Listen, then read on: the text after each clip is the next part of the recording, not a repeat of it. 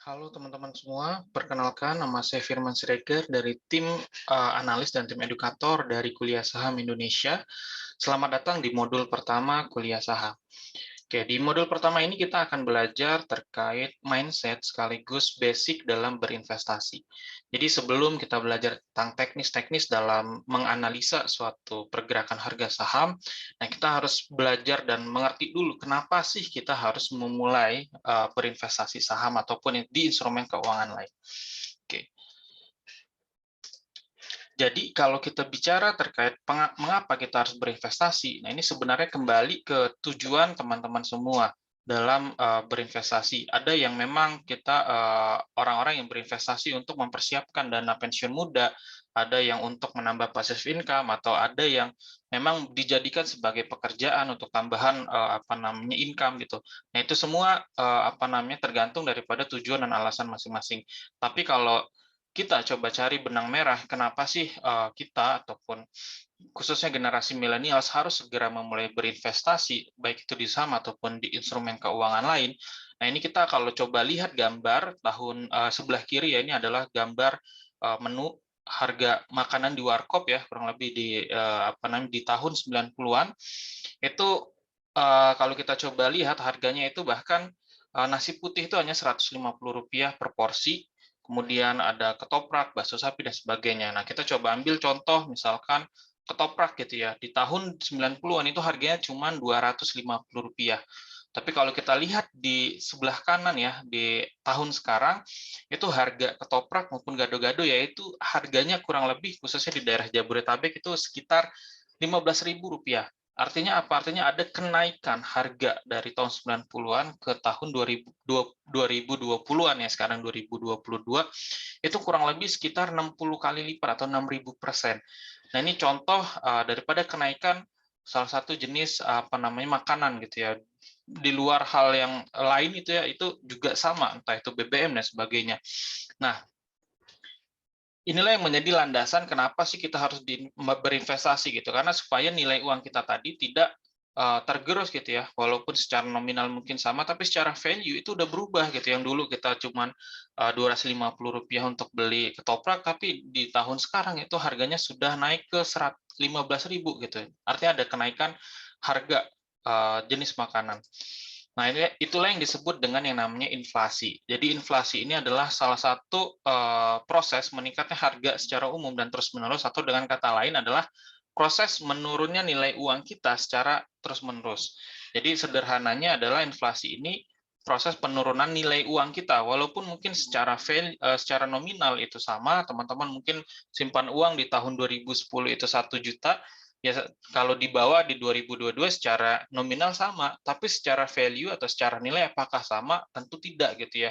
Mungkin di tahun 2010 kalau misalnya tadi contoh tahun 90-an, kita anggap aja di 2010 ya, misalkan teman-teman punya uang 1 juta, 1 juta atau 100.000 deh gitu ya, 100.000 teman-teman simpan di 2010, itu mungkin kalau kita bawa ke supermarket ya, misalkan kita beli salah satu produk, misalkan Indomie, di tahun 2010-an harganya mungkin masih di kisaran 1.000. Artinya dengan uang Rp100.000 kita dapat membeli 100 bungkus Indomie gitu. Tapi kalau kita coba di tahun 2022 atau di 2020 deh gitu ya, harga Indomie itu sudah nggak 1.000 lagi, mungkin sekarang sudah di 2.500 sampai Rp3.000 gitu ya. Artinya sudah naik 300% dalam kurun waktu kurang lebih hanya 10 tahun. 300%, artinya per tahun itu kurang lebih naiknya kalau dirata-ratakan sekitar 30%. Nah, secara secara tadi uang 100.000 dapat 100 bungkus, tapi kalau di 2020-an kita bawa uang 100.000 ke Indomaret atau Alfamart gitu ya, itu hanya dapat 30-an bungkus, berarti kalau misalnya kita mengacu pada harga sekitar 3.000. Nah, artinya ada lebih baik kita tahun 2010 itu beli 100 bungkus Indomie dibanding nyimpan uang 100.000-nya ya. Lebih baik kita beliin Indomie, kemudian di 2020-an kita jual Indominya. Kita sudah untung 3 kali lipat. Kalau di luar daripada faktor expired dan sebagainya, ini hanya sebagai contoh. Nah, itulah yang disebut dengan inflasi, itu contoh kecil. Jadi kalau bicara inflasi ya ini gabungan daripada semua jenis bahan makanan, jasa dan sebagainya. Jadi kalau kita mengacu pada data 5 tahun terakhir ya, bahkan 7 tahun terakhir sekarang, itu rata-rata inflasi kita itu di kisaran 3%-an. Artinya penurunan nilai uang kita itu per tahun kurang lebih 3%. Tapi kalau kita mengacu pada tahun-tahun sebelumnya, bahkan di 2008 itu inflasi kita sampai di 11%. Artinya apa? Artinya kalau teman-teman cuma nyimpen uang di entah itu di rumah, entah itu di tabungan, itu secara value nilai uangnya itu berkurang, walaupun secara nominal mungkin sama gitu. Nah itulah yang perlu kita kita lawan atau kita lakukan investasi supaya nilai uang kita bisa bertumbuh minimal mengalahkan yang namanya inflasi. Jadi goals utama sebenarnya kita berinvestasi adalah agar uang kita itu tidak tergerus inflasi. Artinya kalau misalnya teman-teman melihat misalkan di 2021 nih inflasi kita di kisaran 2%.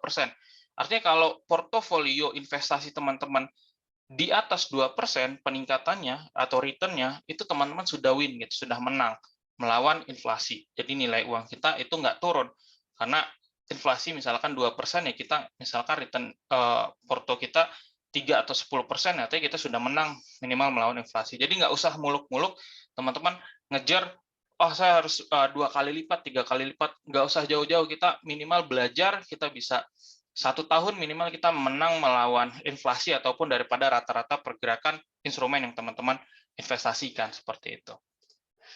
Oke, kemudian apa sih yang dimaksud dengan investasi? Investasi itu adalah salah satu cara kita mengelola aset atau harta kita sehingga aset atau harta tadi dapat memberikan hasil di kemudian hari. Jadi kalau kita bicara investasi, itu nggak akan pernah keluar dari 6 poin ini, teman-teman. Yang pertama terkait dana, yang kedua terkait wahana investasi, ada banyak banget instrumen investasi, pastiin teman-teman berinvestasi pada instrumen yang legal, instrumen yang bukan instrumen bodong gitu ya. Jadi yang memang instrumen investasi, baik itu di sektor real ataupun di sektor keuangan. Kalau di sektor keuangan ada banyak, nanti kita bahas di slide selanjutnya. Kemudian bicara investasi harus tahu kita tujuannya untuk apa. Tadi misalkan teman-teman tujuannya untuk sebagai dana untuk misalkan menabung naik haji misalkan atau untuk pensiun muda dan sebagainya. Dan itu juga akan berkorelasi dengan poin nomor 4, bicara jangka waktu. Kita ingin berinvestasi ini berapa lama gitu. 5 tahun kah, 10 tahun dan sebagainya. Kemudian yang paling penting adalah yang namanya investasi itu ada potensi risiko dan ada potensi untung, teman-teman. Dan satu rule of thumb yang perlu teman-teman tanamkan dalam diri adalah yang namanya berinvestasi itu ada yang istilahnya high risk, high return. Kemudian low risk, low return. Jadi kalau kita mau berinvestasi dengan risiko yang kecil, ya kita juga harus siap dengan potensi untung yang kecil gitu. Sebaliknya kalau teman-teman pengen punya mendapatkan potensi untung yang besar, ya juga harus siap dengan potensi risiko yang besar pula kayak gitu. Karena yang namanya risiko dan potensi keuntungan itu balance, teman-teman. Jadi kita nggak bisa pengen nih dapat untung gede tapi nggak ada risiko. Nah itu nggak ada. Makanya banyak banget orang Indonesia yang nggak banyak banget ya, istilahnya banyak lah orang Indonesia yang terjerat dalam investasi bodong, yang tertipu dengan orang-orang yang tidak bertanggung jawab karena tadi dia pengen punya untung besar tanpa risiko, dan itu mustahil, teman-teman. Jadi kalau di saham sendiri itu istilahnya ya high risk high return gitu. Potensi returnnya besar ya risiko juga besar. Nah risiko inilah yang perlu kita manage, teman-teman. Makanya kita belajar, kita edukasi, dan teman-teman melakukan analisa, yaitu tujuannya untuk memanage daripada risiko ini supaya portofolio teman-teman bisa bertumbuh dan risikonya bisa teman-teman talangi, seperti itu. Kemudian kalau kita bicara instrumen investasi di pasar modal ya, kurang lebih ada banyak. Nah, ini saya pengen share ke teman-teman ada 4 poin instrumen investasi. Yang pertama adalah saham. Saham ini adalah bukti kepemilikan perusahaan ya. Nanti kita akan bahas di modul selanjutnya.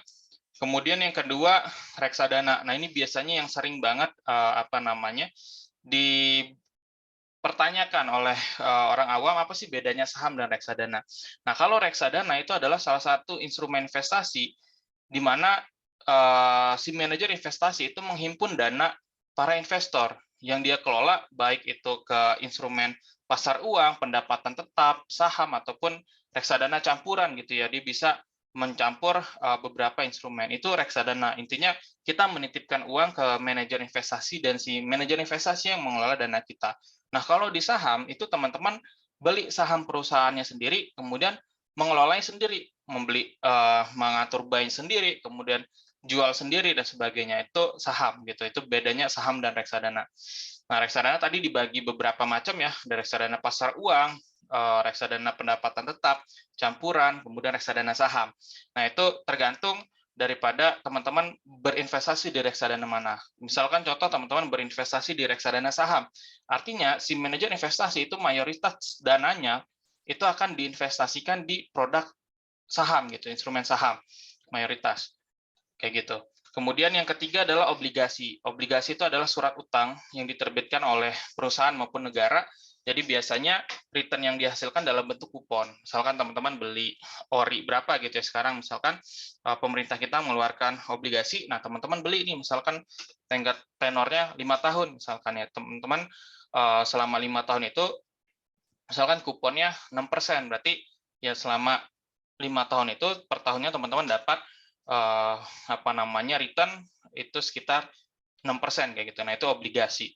Dan itu biasa dibayarkan bisa per bulan ataupun sesuai dengan syarat daripada obligasi itu. Kemudian ada derivatif. Derivatif ini turunan ya daripada instrumen investasi di di pasar modal, entah itu di saham dan sebagainya. Ada ETF dan sebagainya, itu contoh derivatif. Nah, kemudian yang perlu kita pahami adalah, nah untuk kita bisa berinvestasi atau membeli saham perusahaan di Bursa Efek Indonesia, itu adalah saham-saham yang sudah melakukan yang namanya IPO atau Initial Public Offering. Jadi nggak bisa juga nih kita beli saham misalkan perusahaan yang ada di dekat rumah kita nih yang belum IPO gitu. Atau contoh misalkan mau beli perusahaan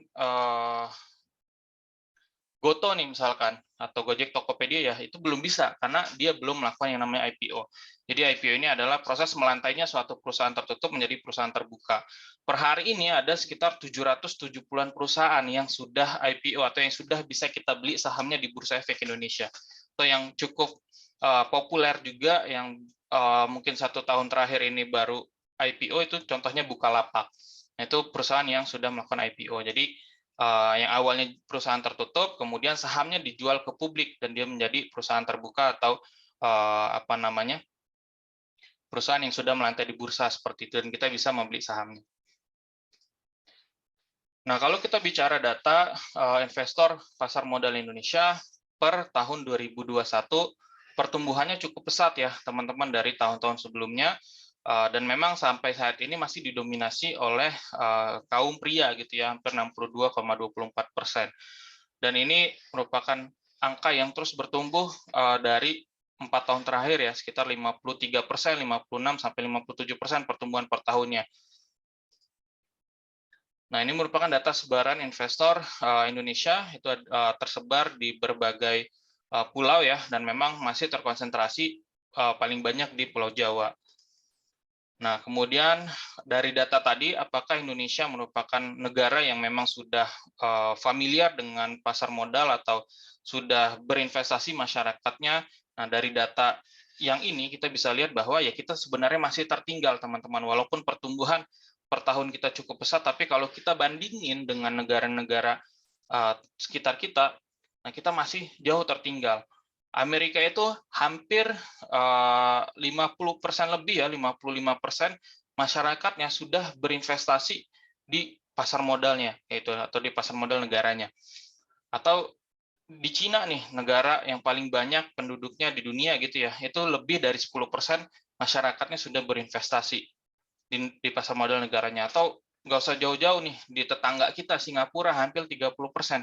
Oh, nggak adil, Singapura misalkan penduduknya dikit atau memang sudah maju teknologi dan sebagainya. Kita coba bandingin dengan Malaysia, negara satu rumpun nama kita itu hampir 10% juga masyarakatnya yang sudah berinvestasi. Nah, tapi kalau di Indonesia itu per hari ini mungkin masih di bawah di kisaran 3 sampai 3,5% aja masyarakatnya yang berinvestasi di pasar modal Indonesia seperti atau di Bursa Efek Indonesia. Artinya masih sayang banget nih, masih sedikit banget orang Indonesia yang berinvestasi, dan ini menjadi goals juga bagi kita tim kuliah saham untuk bisa terus mengedukasi supaya ya kita nggak lagi mengutuk kegelapan bahwa yang menikmati kekayaan Indonesia orang asing dan sebagainya, orang asing dan sebagainya gitu ya. Ya wajar aja gitu kalau kita lihat dari data ini hanya 3%. Artinya apa? Artinya masih banyak banget perusahaan-perusahaan Indonesia itu yang masih dikuasai oleh asing. Ya benar aja kalau misalnya kekayaan Indonesia dinikmati asing karena ya mereka yang berinvestasi di pasar modal kita. Artinya sayang banget kalau misalnya teman-teman sampai saat ini masih belum berinvestasi di pasar modal Indonesia. Nah, kemudian ini adalah data return investasi beberapa return instrumen investasi di Indonesia gitu ya. Ini data tahun 2008 sampai 2019. Nah, ini kalau kita bisa lihat rata-rata inflasi per tahun ya, per tahun itu kisaran 4,5% dari 2008 sampai 2019. Artinya setiap tahun itu kurang lebih nilai inflasi atau penurunan nilai mata uang kita tuh sekitar 4,5%. Kemudian kalau return emas itu kisaran 6,3% per tahun, deposito 6,8%, obligasi 7,6%, dan saham rata-rata compound annual growth rate-nya itu 17,5%. Artinya rata-rata per tahunnya dari 2008 sampai 2019 itu pertumbuhannya sekitar 17,5%.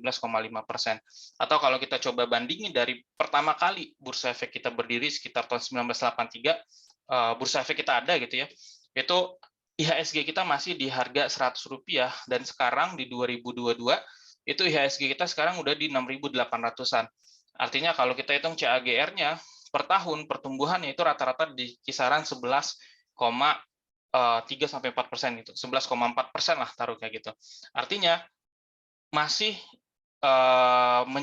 saham masih menjadi instrumen investasi yang memberikan return paling besar dibandingkan investasi yang lain. Sehingga ya nggak ada alasan lagi nih kita nggak belajar terkait bagaimana sih cara berinvestasi di saham. Oke, sekian dulu untuk materi yang pertama, mengapa kita harus berinvestasi. Next, kita akan bahas lebih dalam di video selanjutnya.